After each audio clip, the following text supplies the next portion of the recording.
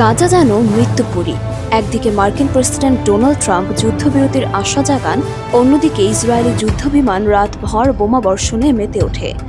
শনিবার রাতভর গাজা ভূখণ্ডের বিভিন্ন এলাকায় চালানো ভয়াবহ বিমান হামলায় প্রাণ হারিয়েছেন অন্তত ৭২ জন ফিলিস্তিনি। নিহতদের মধ্যে শিশু, নারী এবং বাস্তুচ্যুত শরণার্থীর সংখ্যাই বেশি।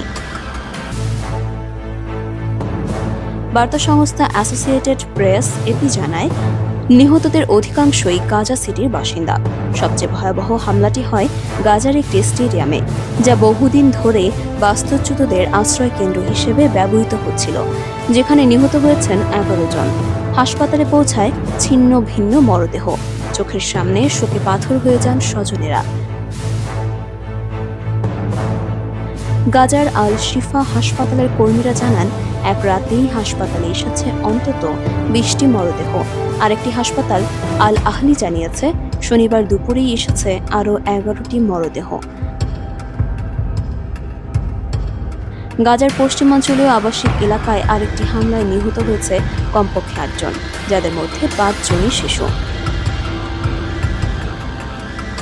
শিশুদের রক্তমাখা জামা ও জুতোগুলো যেন গোটা মানব সভ্যতার মুখে চাপেটাঘাত। একইভাবে বুরেজি শরণার্থী শিবিরেও হয়েছে বোমাবর্ষণ। সেখানেও প্রাণ হারিয়েছেন অন্তত ২ জন। এই পরিস্থিতির মধ্যেই হোয়াইট হাউস বলছে, যুদ্ধবিরতির চুক্তি খুব কাছাকাছি। প্রেসিডেন্ট ট্রাম্প আশাবাদ ব্যক্ত করে বলেন, আগামী সপ্তাহের মধ্যেই আমরা একটি কার্যকর চুক্তিতে পৌঁছাতে পারব। কিন্তু গাজার মাটিতে সেই আশার কোনো প্রতিফলন নেই, অন্তত এই মুহূর্তে।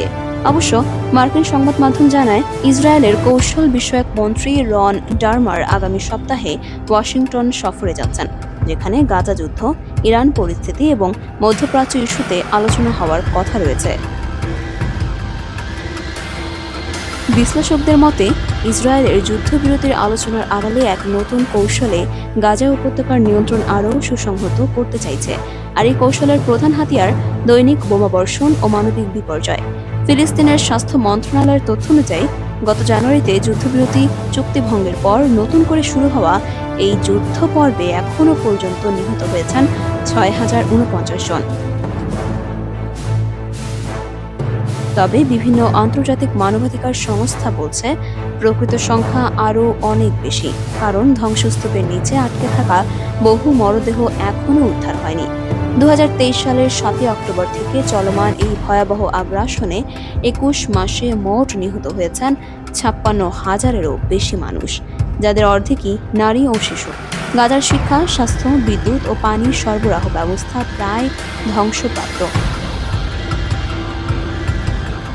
সবচেয়ে বিতর্কিত তথ্য এসেছে গাজা হিউম্যানিটেরিয়ান ফাউন্ডেশন নিয়ে। এই ফাউন্ডেশনটি যুক্তরাষ্ট্র ও ইসরায়েল সমর্থিত।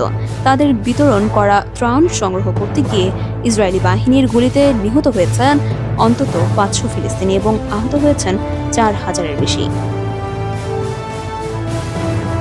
এই ঘটনাকে যুদ্ধাপরাধ আখ্যা দিয়ে আন্তর্জাতিক তদন্তের দাবি তুলেছে মানবাধিকার সংস্থাগুলো।